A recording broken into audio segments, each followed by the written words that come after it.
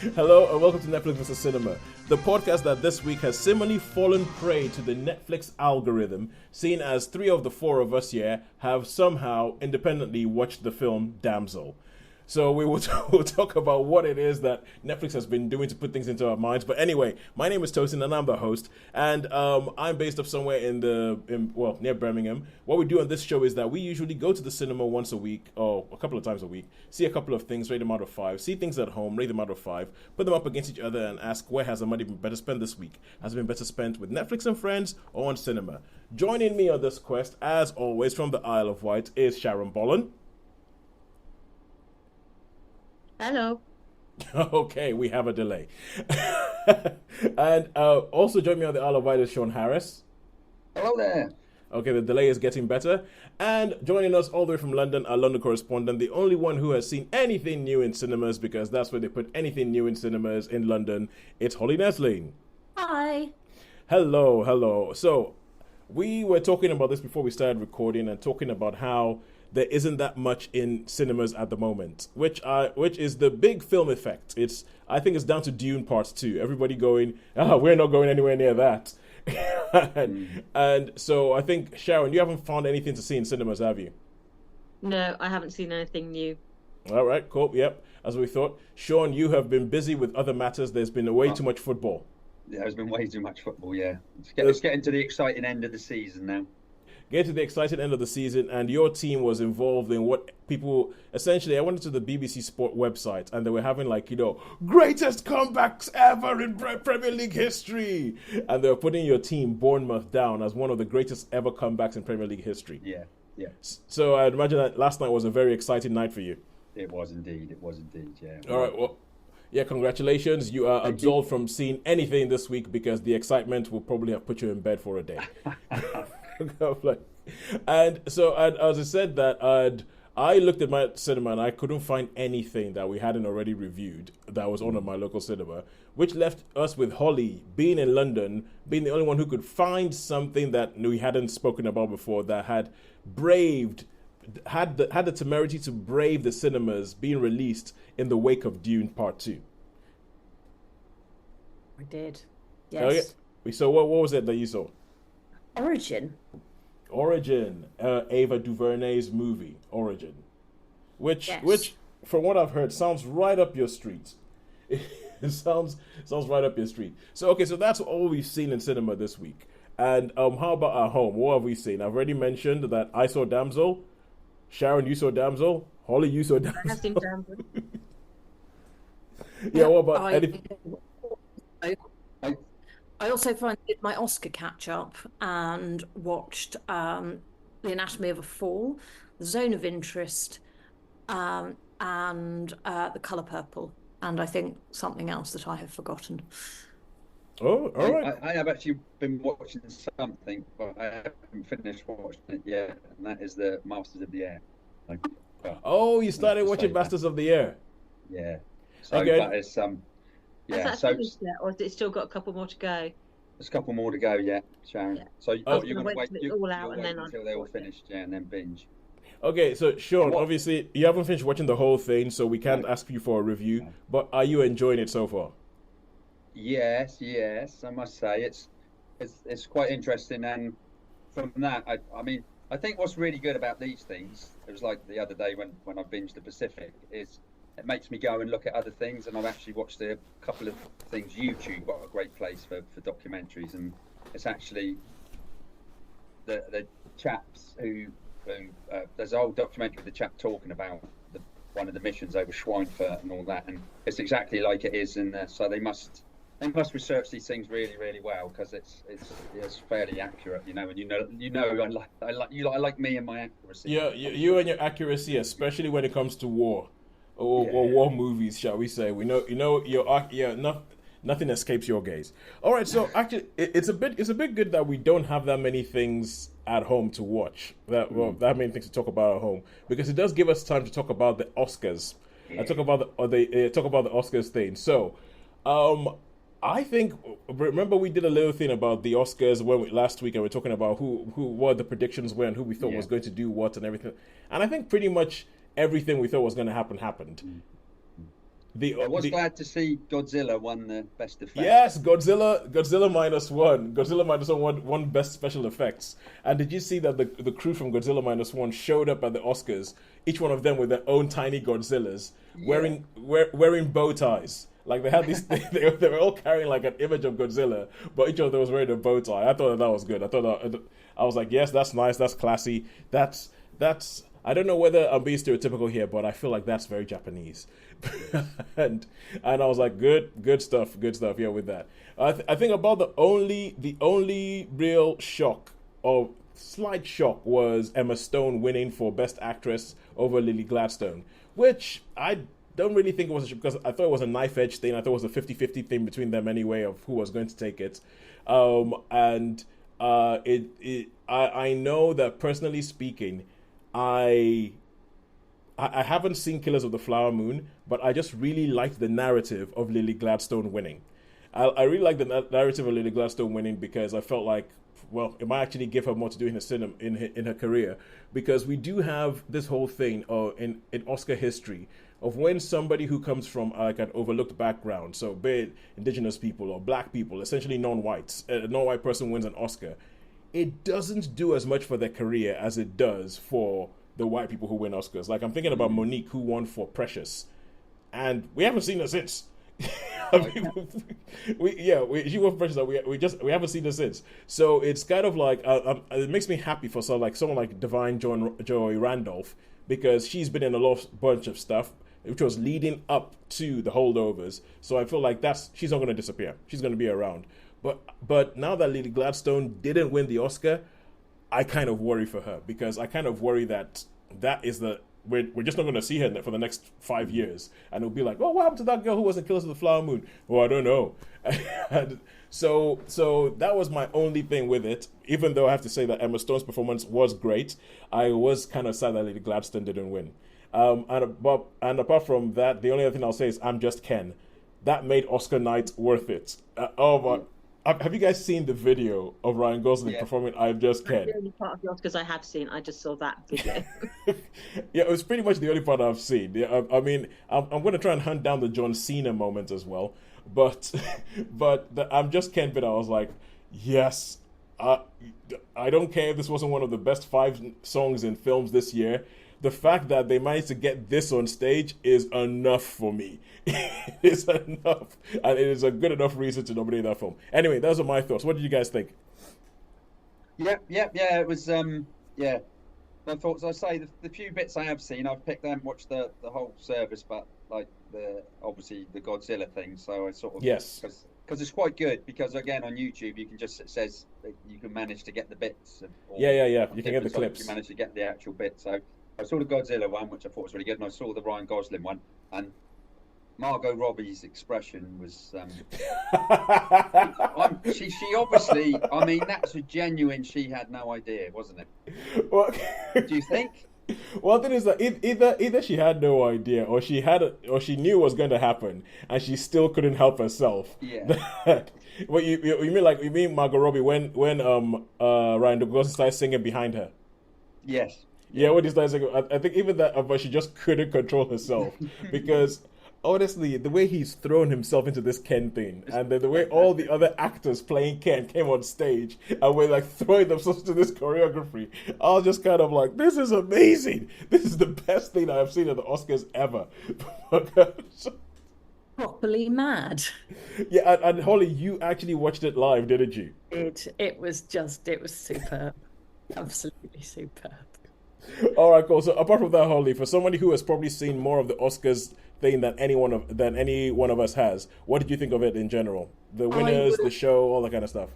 I refused to watch the beginning of it because I found Jimmy Kimmel too irritating. So I started watching Damsel instead, which was a wise choice at that time. So I think I joined in a bit later on. I enjoyed it. I thought it was well put together. I was really pleased about the winner for short documentary? That's not its name. Which one was that?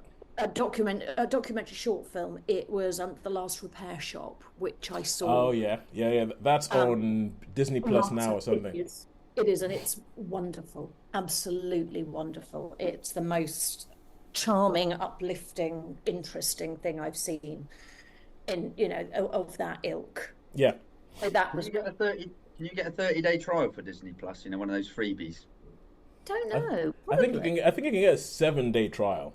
Right. Okay. I think you can get a 7 day trial for Disney Plus. Right. They're a bit more stingy, not like compared to like Netflix, where I think Netflix still give you 30 days. Right. Yeah. Okay. I It's just wondered. if you get Well, hold. there's a couple of things. If I was to wait until, you know, there's something on, because are they the ones that have got that Shogun? Yes. Disney Yeah. Plus have got So Shogun. Yeah. I think when that's completed, I might do that and have a binge Yeah. watch. Or is that So cheating? Or is that I want. cheating? No. I don't think it. As well. I think that's just clever. That Right. that's just clever. Pragmatic. Yeah. Yeah. Although, as I have said on this show before, that my Netflix account, I started my 1 month free trial probably about 7 years ago, and I still have it. You still So, have it, yeah. so the 1 month free trial has turned into a 7 year subscription to Netflix. So, and I fully plan to cancel it after 1 month, but it Right. didn't happen. Didn't Yeah. happen. I'll All probably right. be the same with if I do that with Disney, won't I? Probably because I mean they got all the Star Wars stuff and everything, haven't they? They do, yes. They have all the Star Wars stuff, all the Marvel stuff, all the Pixar stuff. So yeah, and obviously all the Disney stuff. But Yeah. it's all right. So okay, Anyway. Sharon, how about you? Any things you want to say about the Oscars? No. I follow it. But I didn't think there's any real surprises this year, so I was just like Nah. quietly pleased that Oppenheimer did well. But also part of me thinking it's a shame that Barbie didn't get something, because Barbie was like a behemoth. And when we actually watched Barbie, we actually found it caused us to think more and to actually have more of a discussion about Barbie than it did actually about Oppenheimer. Well, And so I yeah, think that's true. sometimes it was like the more obvious choice one, not necessarily the most thought-provoking. But I think that's just the way the award season works, isn't it? It tends to go for the more obvious one sometimes. Well, yeah. Well, that's the thing. I think that it's just kind of it's Oscars. The Oscars are kind of obvious. So Yeah. there's almost kind of like a bingo card that you can fill out. It's like, do you want to make an Oscar movie? Oh, let's put this in there. Let's put that in there. Let's put that in there. Let's put that in there. And it's like, and I think World War II has a big thing in there. Yeah. If you make a thing that's set around World War II, you know you're kind of in the running for the Oscars. If you make something that has Hollywood being the heroes, a bit like Argo did, you know you're going to kind of be in the running, because the people who vote for it are going to be like, yeah, I recognize that kind of stuff. So yeah, the Oscars are a bit obvious. The Oscars are a bit And you obvious. have like a redemption story with Robert Downey Jr. He went Yes, from being like, a wunderkind to being like a bad enfant boy, to terrible. that like this Iron Man renaissance, and then suddenly he's like proper acting. Yeah, So they love that sort of thing, don't they? they do love that sort of thing. They do love that sort of thing. So that's it. But I know that you say it's a shame that Barbie didn't get much, and I think Oppenheimer got all the gold statuettes. But I'm sorry, Barbie won the Oscars. As far as I'm concerned, Barbie won the entire evening, because I'm just Ken was the highlight of the entire show, and the fact about it was that the way they brought in everybody, and they even brought in, like, the director Greta Gerwig to sing a line, and Margot Robbie did as well, and America Ferrera did, and you could see that it was just. I just thought that there was just like this sort of Barbie loving of all of them together. That you could see that there was a real bunch of love around this film, and I personally thought they won the Oscars. So I don't care who got the gold statues. Barbie won it. So all right, cool. I'm still sad that neither The Holdovers nor American Fiction won. I knew they weren't going to win, but I would have loved it. American Fiction won Best Adapted Screenplay. And Yes. I think Holdovers won Best Original Screenplay and Best Supporting Actress. Yes. So it's not like they didn't get recognition. It's just that I loved them so much. Those would have been your choices. Yeah. Yeah. They would. And for Best Actor and Best Supporting, I would have very happily gone to them. And there were all sorts of other random things I noticed, like my mind is now going blank. The Zone of Interest winning Best International Film for the UK. what's his name? Domingo. Coleman Domingo. Coleman Domingo, who was in 2 films. Rustin and The Color Purple, yeah? Yes, and I hadn't sort of realised that he was going to be in 2 films that were up, that were of note. It was just, there were all sorts of little weird things that I suddenly noticed, and I have to say, I know we'll touch it later, I'm so sorry I didn't see The Color Purple on the big screen. All right, cool. Okay, so let's actually get to talking about films now. Let's talking about films that we actually have, and so we are going to kick off in cinema, which is where we usually kick off, and this is going to be Origin. So the only film that we have in cinema this week, Holly, you saw it. Tell us about what Origin is about, if you can try and encapsulate it, because I hear it's a bit of a doozy. Okay, hang on, Sean. Yeah, it's about 6:30 now, so I'm gonna love you and leave you. All right, see you, Sean. But I will catch up later, and hopefully we'll have some films for next week. Okay. Yeah, good. Oh, Sean, I believe you. Whenever you have a fallow period, you go beast mode immediately after that. But I don't know if there's a lot on next week. There is some good stuff coming up though, so I'll make a concerted effort. That's what it is, Sean. You remind me. That's what you remind me of. When you have a fallow period, after that, you remind me of Godzilla. You just go to your local multiple and just go like, ooh, and you just kind of like devour everything that's in there. Like, that's it. Sean's going Godzilla next week. Watch this space, eh? We will be. We will be. Have fun, guys. Have fun, guys. Sharon. See you later, man. I'll let you know. Bye. All right, cool. So, Holly, as I was saying, it's another Color Purple. We're talking about Origin. Origin is a bit of a doozy to try and get your head around exactly what's going on in this film. So, have fun trying to explain that to us. Okay, so I'm going to begin somewhere that seems odd. There is an author called Isabella Wilkerson, wrote a book that, and she is a Pulitzer Prize-winning author. She wrote this book called Caste: The Origins of Our Discontents, and it was it is academic, but was a sort of passion project for her, looking at the similarities between the treatment of African Americans, the treatment of Jews in the Holocaust, and the treatment of Dalits in India, and the commonalities found within a caste system, and how we are all societies fundamentally create a caste system. Yeah. So the film itself is really about her writing of the book. Yes.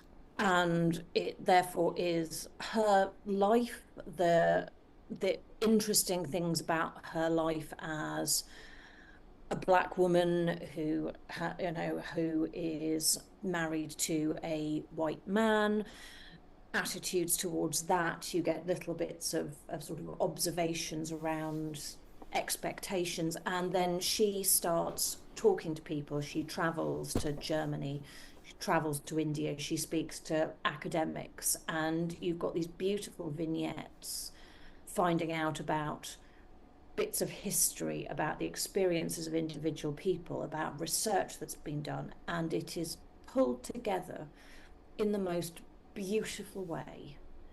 It was bizarre seeing it, because it was 8:30 on Saturday night, and there were 2 of us who were there together, and we were absolutely enraptured by it. I walked out saying this should be mandatory viewing for everybody. Yeah. It made me think a great deal, and about my perceptions, about things I know about the world. It was insightful, beautifully done, and I hope it is still in people's memories come Oscar season next year, because it has a lot to say. Well, I think it might have missed the boat on that, because I think it was actually released in America pre-Oscars. Oh, really? Yeah, and it's just the fact that it took so long to come out here tells you that it didn't do that much in cinema. So people have seen it, people have been talking about it, but it didn't do much to actually get people to say, let's vote for this. But I'm pretty sure we're not going to see it in the Oscars next year, because if it was going to be in the Oscars, it would have been this year. Yeah, because it's got rave reviews on Rotten Tomatoes, on IMDb, and when I looked through the sort of the reviews quickly, I thought, well, I know nothing about this film, but wow, people really like it, and thought, well, this has got to be, very, this must have something to recommend it, and the fact that I don't know much about it is down to me. I'd seen the trailers, and the trailers absolutely hadn't given me a feel for what I'm going to see. Well, from what you've explained about the film, I think it would be really, really difficult to encompass that in a trailer. You can't. That's the problem. There's no way of explaining what it is you're going to see until you've seen it. And I think it was quite interesting timing for me as well, as I'd been to the theatre last week to see a very interesting play, which I think I told you about at the time, didn't I? Yeah, you did, yeah.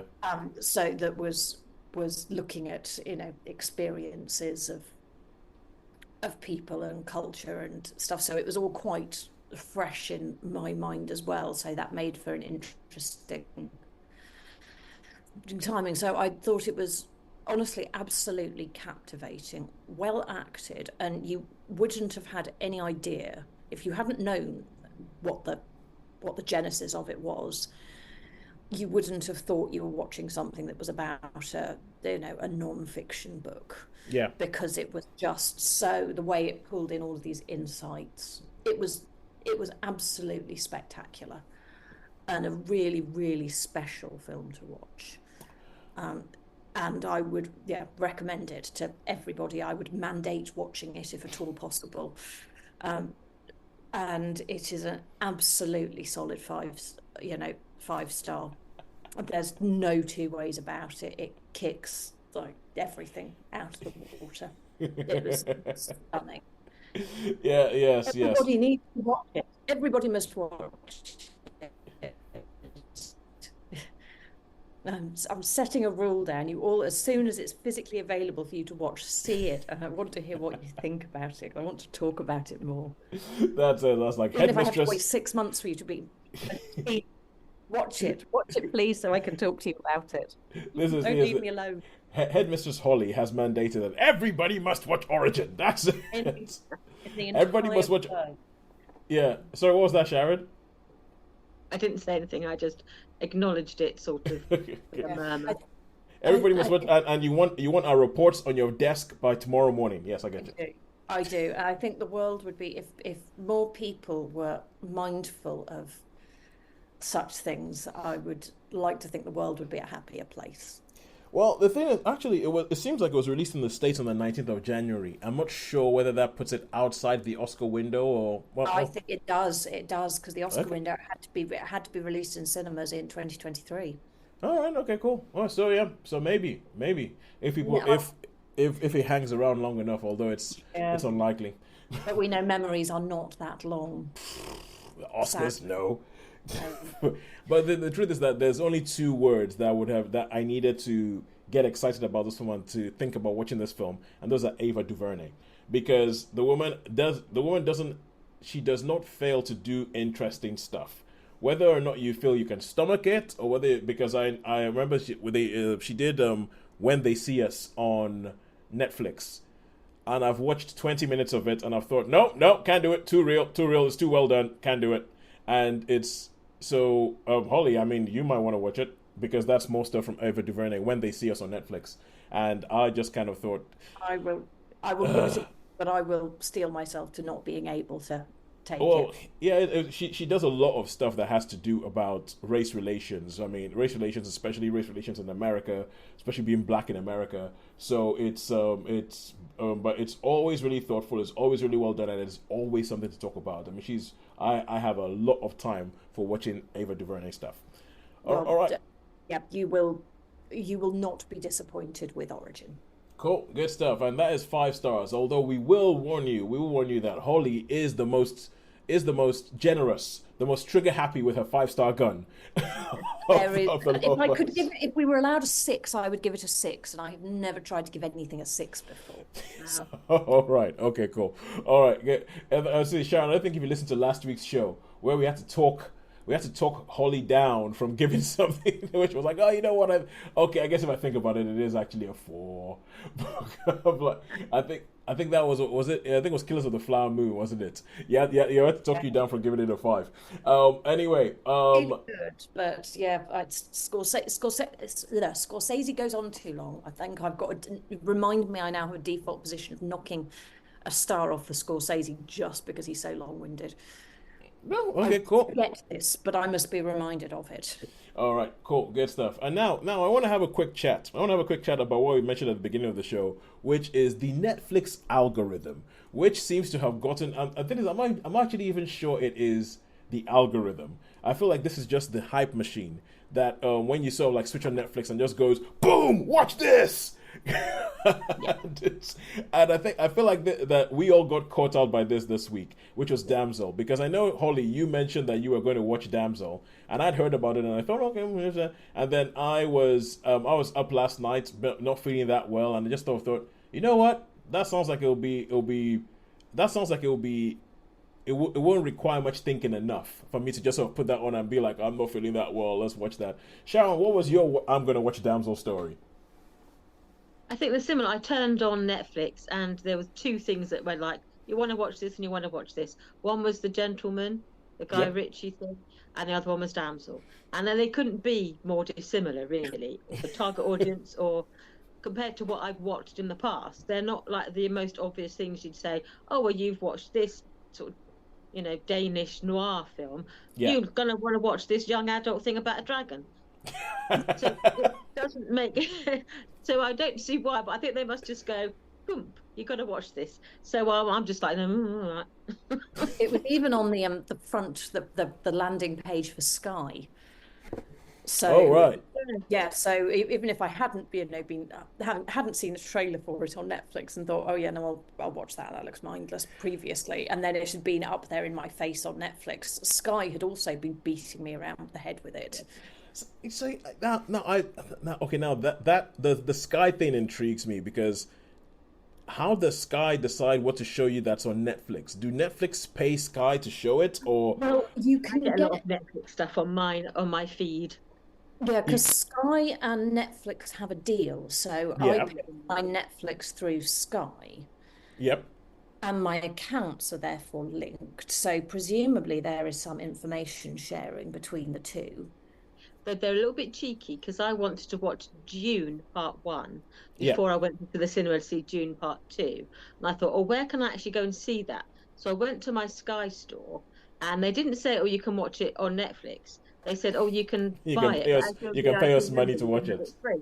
So I actually got it free through my Sky store, unaware that it was actually available on Netflix. And I thought, you're a bit cheeky there, because I might have bought it not knowing that it was now available on Netflix. So I thought, you're a little bit cheeky there. Yeah, that's why I recommend Just Watch. I use Just Watch to figure out where you can watch stuff before paying it for it. Ever since I paid for Miss Juneteenth, without realizing I already had it for free. But okay, so that's what. So I okay. Obviously, Millie Bobby Brown, who stars in Damsel, is one of Netflix's biggest stars, because she's the main thing in Stranger Things, which is one of Netflix's biggest shows. So that might have something to do with it. It's a bit like how they have a deal with Adam Sandler. So every time but I don't think that they push Adam Sandler things as much as they did with this. The fact that they pushed it so effectively that all 3 of us decided to watch it. I mean, I just find that interesting, and I do not know what it means. And it is unusual, because whilst we will often end up watching the same things, the fact that in the week that something has come out, that we have all watched it over the space of 3 days. Yeah. 3 days, yeah. And the fact that if you look at our algorithms, potentially we would not be watching the same films.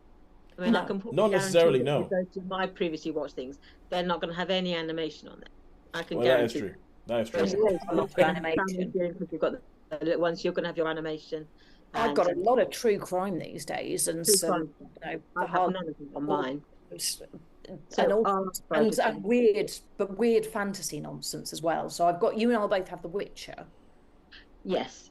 So I've got some, and I had the Grishaverse stuff. So I had like the I don't know what it's called on there. Rust and Bone, Blood and Bone. Yes. Yes, I had all of that. So I know that's probably why it sort of like pings up its sort of young adult radar, because I watched some of those. Okay. So I think I'm going to be watching this space to see what Netflix does next and see if there's any other sort of confluence where we all maybe they're just getting better at telling us what to do. maybe we're getting better at doing as we're told. We're getting better at do. It's a bit like with the I'll put a video, an excerpt of like one of our recent shows on which I called "Why Is Dune Part 2 So Big?" up on YouTube, where we were talking about, hang on a second, the first film didn't make that much money, well, compared to what is considered a lot of money nowadays. So why on earth are they going so big on telling us that Dune Part 2 is the best thing to watch? And it seems like it's worked, because they told us it was big, and now it is big. Because so I remember the last words were kind of like, yeah, it's going to be big because they tell us it's going to be big. And I feel like there might be a little bit of that happening now. Netflix has just gotten better at telling us what to watch. So the three of us have decided, yeah, we're going to watch that. But enough about thinking about our overlords and them controlling our minds and our eyeballs and everything like that. Let's talk about the actual film Damsel. So let's talk about the actual film Damsel. Sharon, tell us, what is Damsel about? Give us the press and tell us what you thought. Yeah, Damsel is about a young noble woman called Elodie, who lives in a bleak northern kingdom with her impoverished father. They're having a hard winter, and he has received a proposal of marriage from a wealthy southern kingdom, come along to meet the young prince, for her to be, sort of married into this noble family. So far, so good. And then, whilst they're looking around this, amazing palace, there's wealth, there's bounty, there's everything you could possibly want around her. There's everything that they don't have. I said everything that they don't have. Everything that they don't have. Yeah, they come from a land of sort of hardship and poverty, even though then it's hard. And so they've gone south, and look, this marriage, even though it's an arranged marriage, he seems nice enough, the kingdom seems nice enough, the queen seems a bit haughty, but then that's what queens are in fairy tales. And then the day of the marriage, they then go along to take part in one of their local rituals, which is just like to bless the marriage. And her husband picks her up and throws her into a pit to be fed to a dragon. And that's when things start to get a bit interesting. And so in the past, the girls who've been up and thrown into a pit to be fed to a dragon have basically been eaten by a dragon. But this is not your usual damsel in distress, as the title would suggest. And she decides that she isn't going to surrender to her fate. She's actually going to resist. And she ends up in this labyrinth under this mountain with her and an angry dragon. And as she goes through this dragon, she's like, there's almost like a game, like a Tomb Raider type game, in that she has these almost like problems to solve. As she goes along, they're like sort of levels almost that she has to go overcome, like there's a chasm, and then like there's like glowwormy things. There are different challenges she has to face. So it's almost like a little sort of staging point. So this is good point. And so but yeah, she decides that she isn't going to accept her fate, and as the more she understands about why she's down there with the dragon, and it's a dragon that talks. Yes. And has character, personality, and rage. A dragon that talks with the voice of Shore Agdashlu, which is brilliant casting, because that woman has got an amazing voice. Who does? Yeah. It's a voice that's had experience, it's had life, it's had texture. So it's definitely a voice of character. No, that voice is amazing. Her voice, I love her voice. Yeah, she's done amazing things with it. But yeah, so she ends up as Far from a damsel in distress, she decides she's going to be the damsel that fights back. Yeah. So not undistressed. Yes. Distressed, but really annoyed about it. Yeah. So okay, so thank you very much for that, Sharon. So Holly, what do you think of Damsel? It was mediocre. Okay. I found it very watchable. I probably didn't pay as much attention to it the first viewing as I should have done, so I ended up sticking it on again to try to sort of refresh my attention. It's a good cast. It's a very good cast, yeah. It's surprisingly good. But I found it a little bit irritating. And there's nothing wrong with finding something irritating. I also, and this is going to sound a bit silly, but there is at least one bit in it where I looked at the dragon and thought, surely we have learnt better. We've had Game of Thrones, we've had House of the Dragon. We know how to make dragons look really good, and this does not make a dragon look good. Oh, I actually quite like the way the dragon looked in this one. It's a very specific point at the back end of the film. Okay, all right. Yeah, but I actually quite like the way the dragon looked in this film because I thought it looked different from, like, for instance, if you showed me this dragon and showed me a dragon in Game of Thrones, I could tell you, okay, these are the different things that these dragons have come from. Because I felt like this dragon was leaner than a lot of the dragons. It almost looked a bit like a whippet, like the whippet version of a dragon. And there were some things I really liked about it. I liked the effect of the dragon's breath because Me too. It was napalm. It was basically napalm. It was basically like vomit. It was like bile. It was like dragon bile coming out. And I remember looking at that going, that's good. That looks horrid. That looks horrid. That was really interesting. Yeah, so yeah, I really, really like that. I thought that there were some absolutely beautiful shots in this film. Like there's one where she first gets into the chasm, and there's a bit with a whole bunch of birds. And I thought that is an amazing shot. There's some shots where they first reveal the dragon. There's one where she's walking and the dragon's like behind her in the shadows. I was like, good Lord, that's amazing. So there are some really, really beautiful shots in this film that I was actually looking at them going, for what this film is, because like what you say, like when you hear for me it's supposed to be like an adventure romp. It's supposed to be an adventure romp. I think it is supposed to be throwaway. It's supposed to be throwaway with a little sort of like dash of more important stuff sprinkled over the top, but it's supposed to be throwaway. And for that, I thought that they came up with some amazing, beautiful shots. And like the events, like you're talking about the glowworms, I think I quite liked that.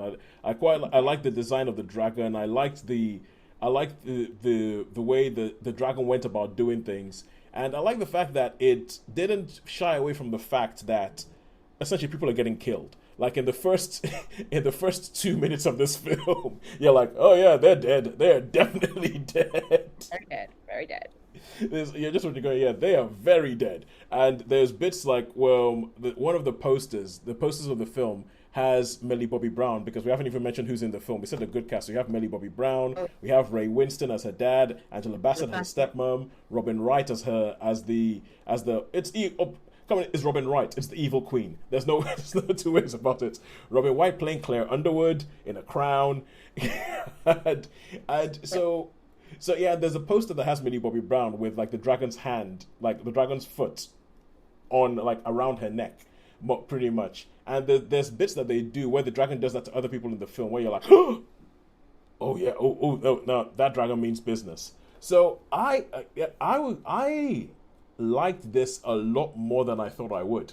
I expected it to be throwaway, but I expected it to be throwaway in a way that made me go, oh, for goodness sake, obviously. But there wasn't much that made me think that. I actually watched the whole thing going, that's actually pretty okay. I mean, if you want to talk about like feminism, entry-level feminism 101, I was like, this works. So for me, I didn't find it as annoying. I was more surprised with how beautiful some shots were and how much I actually liked it.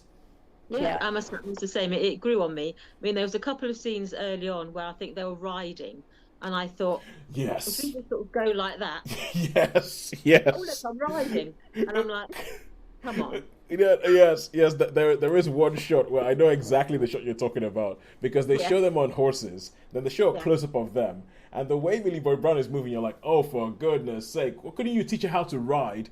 But the thing that gets me is that the immediate shot after that, they show them on the horses riding, and it's obvious it's them. It's Millie Bobby Brown and Nick Robinson. It's obvious it's them and they're riding. So I was like, why didn't you just film them riding? Oh look, I'm riding. Look, I'm doing this with my hands. Yeah, it's like when people used to It's like, pretend please don't do that. Please don't ride like that. yeah, yeah. I was like, it's Horse like does not like it. yeah, you'd be off that horse in no time. I don't know much about riding horses, but I know exactly the shot you're talking about, and I was thinking, heck no, that wouldn't work. That would not fly. But there's a couple of minutes in, I was thinking, oh, what is this going to be?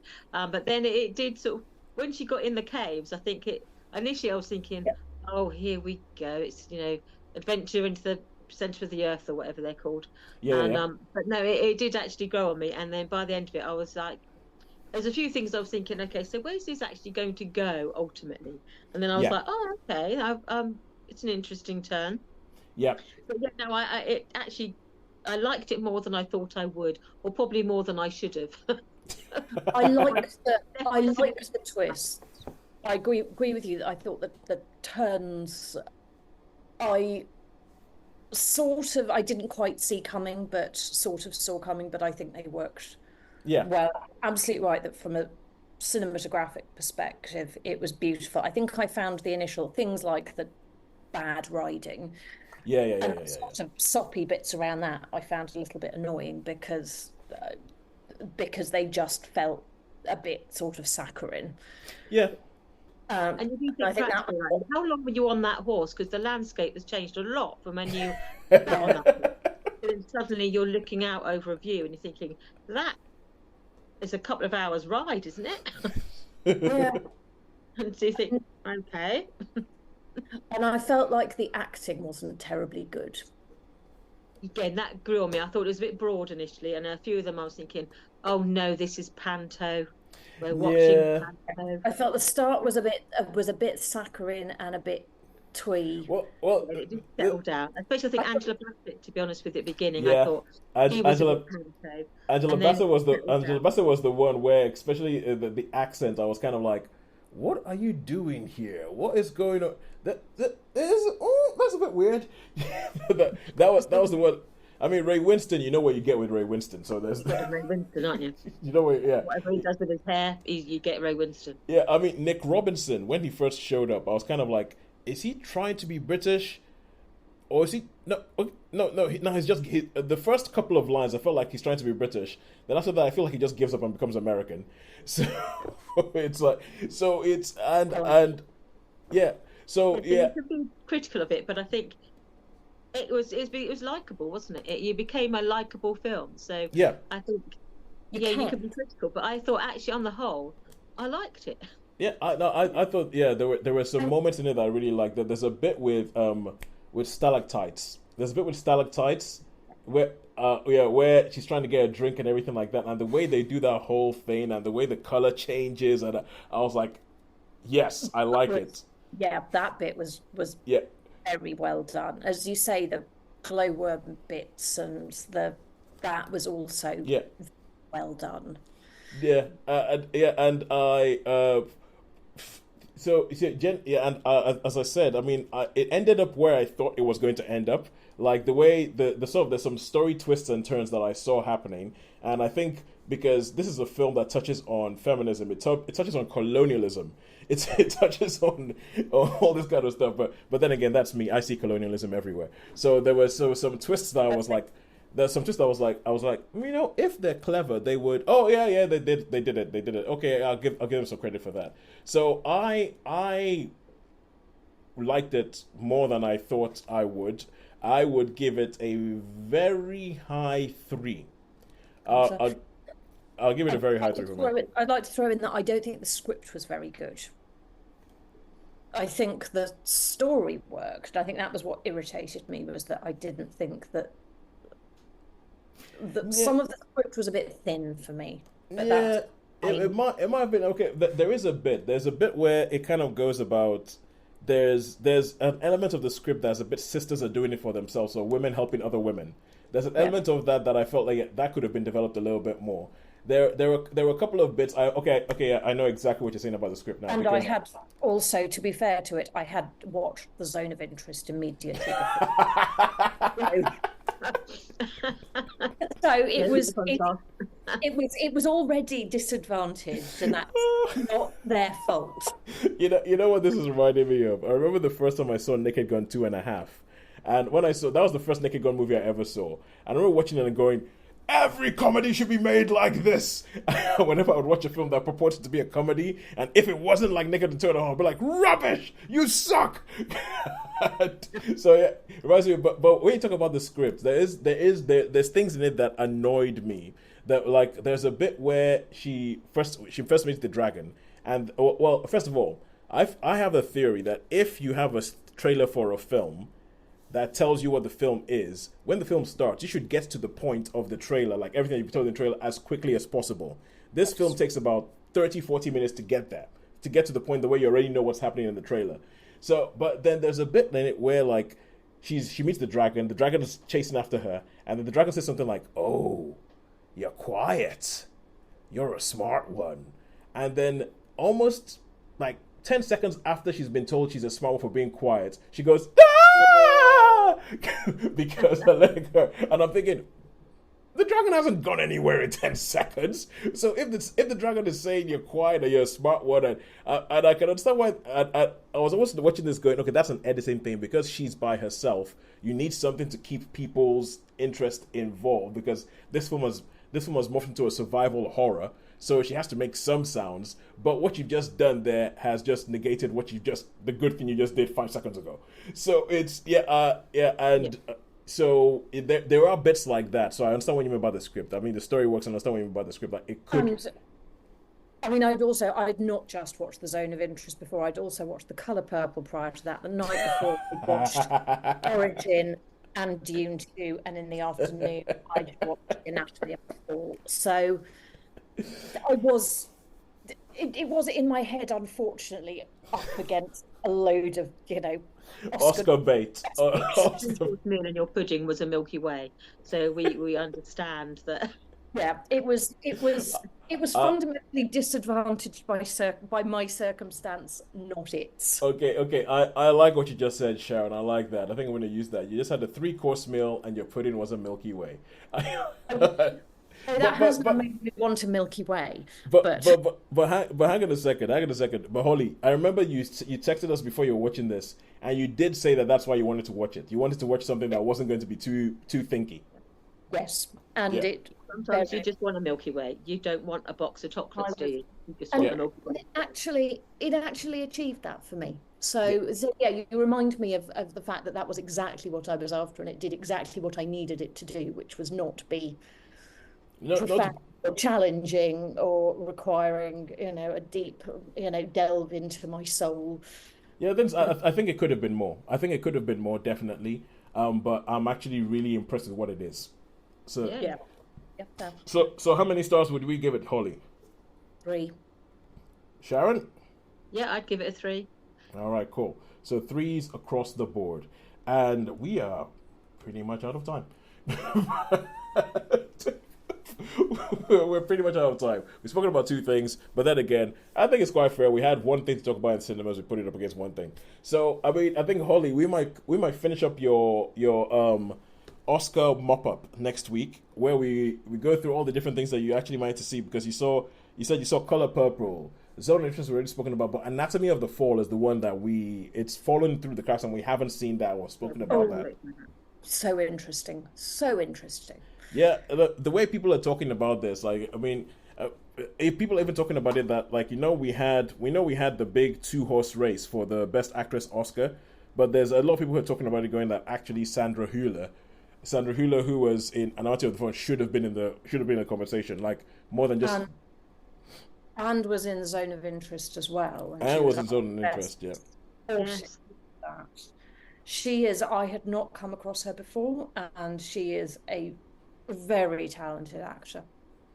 I hope I hope she gets like, a kind of Christoph Waltz type of thing now, where she gets her own, because it's a bit like Christoph Waltz when he showed up in Inglourious Basterds. No one had heard of him before. Well, nobody in Hollywood had, and then he ends up having this career where he seems to be able to do whatever the hell he wants. And I hope the same for Sandra Hüller and Lily Gladstone. Why not? I want Lily Gladstone to be able to do whatever else she wants. I looked on IMDb whilst we were talking, and she has something coming up which I will watch with Riley Keough of, all right, random people, called Under the Bridge, which is with a 14-year-old girl who went to join friends to party and never returned home. 7 teenage girls and a boy were accused of the savage murder. Okay. And Lily Gladstone is second listed. Oh, and it's series. Okay. I want Lily Gladstone to do something fun now. I know I'm asking for a lot, Hollywood. It premieres on the 17th of April. So. Okay. Now, Hollywood, I want you to put Lily Gladstone into something fun. I don't want her to be in something where people just get killed. More crime. Yeah, more crime. I don't think she gets killed because she's not 14. So I'm. But people are getting killed. Yes. It's like, I don't think anyone will find like just not the mum. What was make you the mum. Oh, good. No, sorry. That's one trope I do not like. I think needs to stop. Where you just have these films where there's a character that can just be called the mum, the wife, the woman at home. They need to stop doing that nonsense. They really, really do. But it's anyway. So now I think so that was okay. Anyway, I think it's pretty obvious who's won this week. Yeah. It's pretty obvious who's won this week. So I'm just gonna take a little bit of time to give a little bit of feedback that we've been getting on our YouTube channel. So because we usually like to write this out, and so we had on our All of Us Strangers review, Netflix versus Cinema. That's a Netflix Cinema YouTube channel. We have on the All of Us Strangers review that Holly you gave, somebody called Benton Hess just writes, for me it's a 5-star plus film. The film is a masterpiece and will very soon be considered a classic.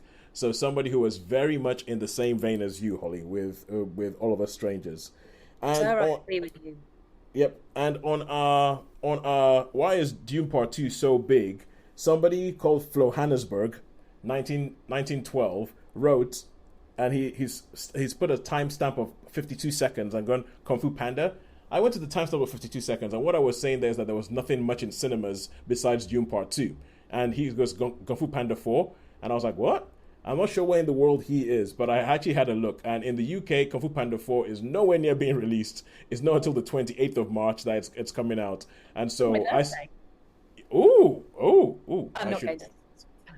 I should have known that. But so Holly, I've got something for you to see. Kung Fu Panda 4 in cinemas. The 28th of March. Happy birthday. And then also now this one you guys might need to sort of like poke my memory, like Holly, you might, because this person called Jay Mondo, who actually subscribed to us after he left this, so thank you very much, Jay Mondo. He says when we spoke about Dune Part 2, he went on the Why is Dune Part 2 so big video, he says rated higher than the Shawshank Redemption ... That's really high praise. I'm very excited to see this going on this Saturday. Now, I don't recall any of us saying that we would rate Dune Part 2 higher than The Shawshank Redemption. No. I don't remember mentioning The Shawshank Redemption. I don't remember. I don't remember mentioning The Shawshank Redemption, but maybe IMDb or Rotten Tomatoes have rated it higher. Yeah, maybe they have, but but I told him to come back and let us know what he thought about the film anyway, but I wouldn't rate it higher than The Shawshank Redemption, and I don't think I would have said that, no matter how hyper I would have been at that time. No, and they're different. I wouldn't actually try to compare them. It's, having read. No, actually, I don't think I've read the Shawshank Redemption, but yeah. But I know that it's Stephen King, and I love Stephen King, and Stephen King and Frank Herbert are not the same. Unsurprisingly, never a truer word was spoken. Stephen King and Shawshank and Frank Herbert are two different people. That's my profound observation of the day.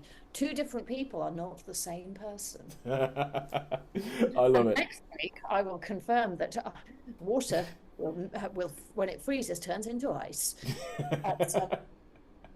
All right, cool. So until next week, I have absolutely no idea. But anyway, thank you so much, Jay Mondo and Benton Hanson from Johannesburg 1912 for getting in touch with us and letting us know what you thought about our reviews and what you thought about the films, more importantly. Until next week, I have absolutely no clue what is going to sort of brave going back into the cinemas after Dune Part 2 comes out. But we will find something, we will watch it, and we will carry on with our mop-up of all the things in the Oscars that we are yet to recover, or we're yet to review, like The Color Purple. So until that time, it's a goodbye from me. A goodbye for me. Goodbye from me. Thank you very much for joining us. This edit is going to be interesting.